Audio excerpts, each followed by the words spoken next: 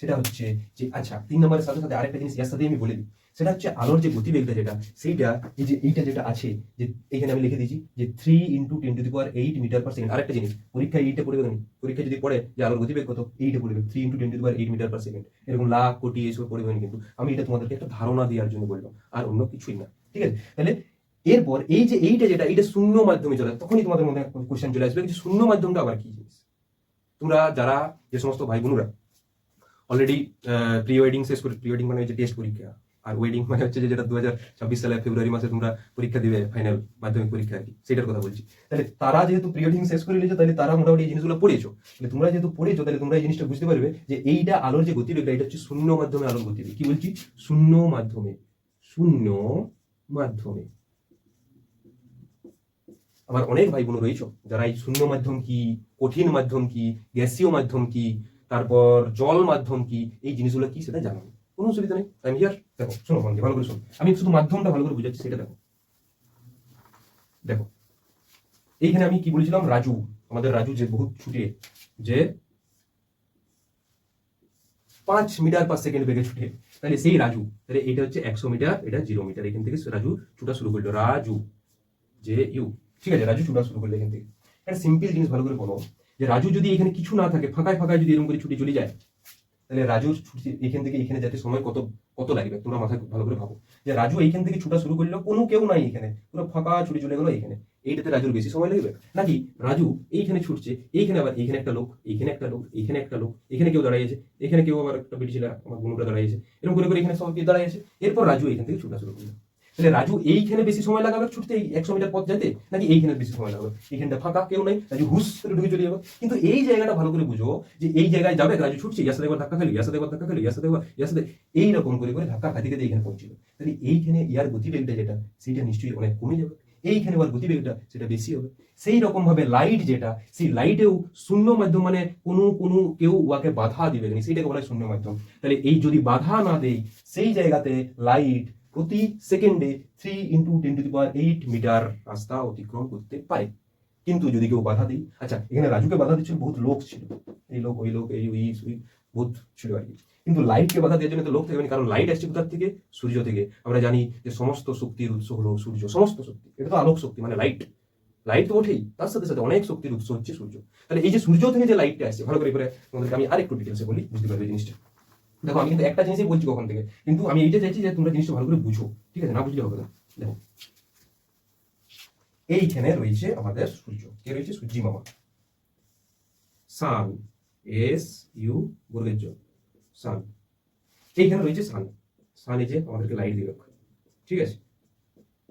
এইখানে আমি তোমাকে ধরো আমি বলে দিচ্ছি, এইখানে রয়েছে পৃথিবী, এইখানে রয়েছে পৃথিবী। পৃথিবী হচ্ছে এইরকম, ঠিক আছে? পৃথিবী গোল নয়, এরকম নয়, বা পৃথিবী কি বলছি মানে চ্যাপ্টা কমলা লেবুর মতো, ফুটবলের মতো, এরকম কোনো কিছু নয়। পৃথিবীর স্ট্রাকচার হচ্ছে এরকম, ঠিক আছে? আমরা এভারেজ ধরে যে স্ট্রাকচারটাকে বলা হয় জিওড, ঠিক আছে? যে জায়গাটা উঁচু আছে সেই জায়গায় পাহাড় আছে, যে জায়গাটা নিচু আছে সেই জায়গাটা কি আছে?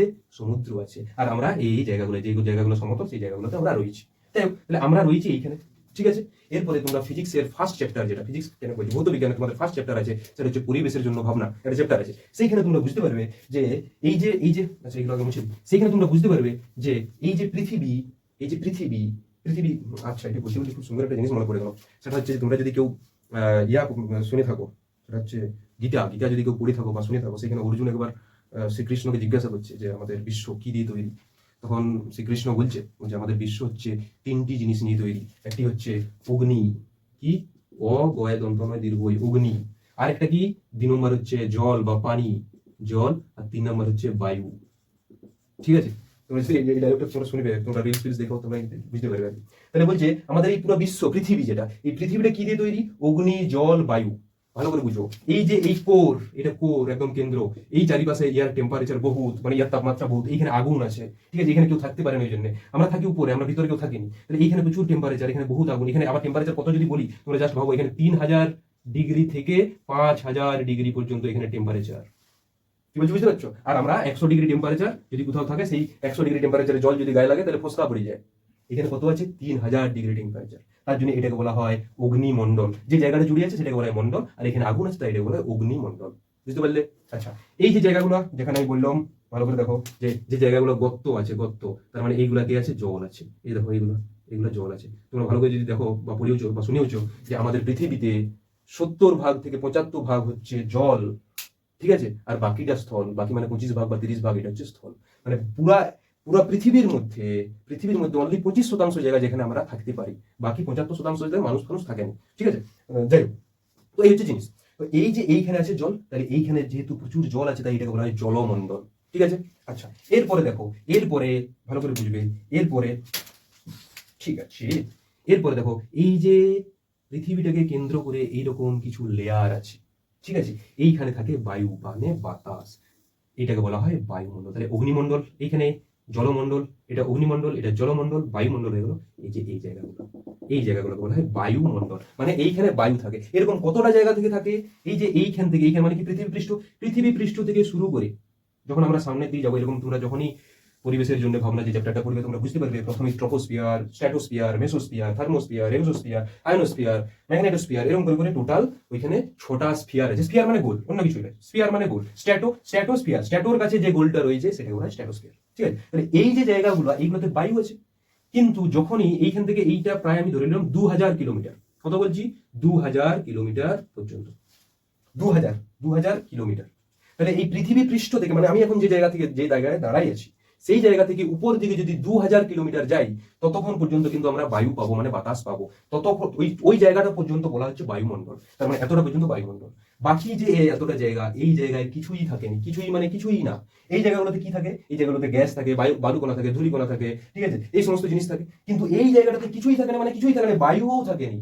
এরপরে ভালো করে ভাবো, আমার কথা হচ্ছে শূন্য মাধ্যমের যে কথাটা বলছিলাম, সেই শূন্য মাধ্যম হচ্ছে এই যে সূর্য এইখান থেকে এই 2000 কিলোমিটার পর্যন্ত। তাহলে আলো এই যে এইখান থেকে এইখান পর্যন্ত যে দূরত্বটা, সেই দূরত্বটা যে গতিবেগ, সেই গতিবেগটা হচ্ছে 3 × 10⁸ মিটার/সেকেন্ড। এইখানে কিন্তু একটু কমে যাবে। কতটা কমবে কি ব্যাপার, কারণ সেই কতটা কমবে সেটা ঘনত্বের উপর ডিপেন্ড করে। মানে আমি এখানে রাজুর কথা বললাম, রাজু এখান থেকে যখন ছুটা শুরু করছে, এখানে যদি 10 জন লোক থাকে, তাহলে এবার এইখান থেকে এইখানে যেতে সময় যতটা লাগবে, কিন্তু যদি 5 জন লোক থাকে এখানে, তাহলে সেই জায়গাটা যেতে তার থেকে কম সময় লাগবে, কারণ 5 জন লোক একে বাধা দিচ্ছে, এখানে 10 জন লোক ওকে বাধা দিচ্ছে। ব্যাপারটা বুঝতে পারছো? তাহলে যেখানে বাধা বেশি থাকবে সেখানে তার গতিবেগ কম হবে, যেখানে বাধা কম থাকবে সেখানে তার গতিবেগ বাড়ি যাবে। তাহলে এই যে এই পৃথিবী পৃষ্ঠ থেকে 2000 কিলোমিটার পর্যন্ত এই জায়গাটাতে আলোর গতিবেগ যেটা, সেইটা তুলনামূলকভাবে কম হবে। কোনখানের থেকে? এই শূন্য মাধ্যমের থেকে। কি বললাম, বুঝতে পেরেছো?